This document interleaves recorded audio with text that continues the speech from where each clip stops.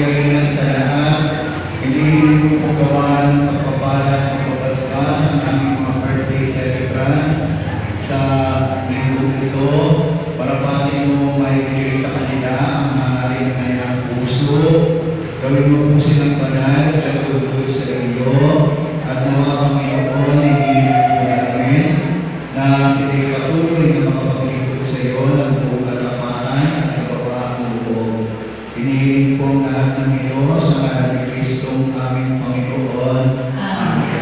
Yung mga nagse-celebrate po ng kanilang wedding anniversary, pakitaas ang kamay. Wala. Magkawang kayo ng kamay ng Mr. and Mrs.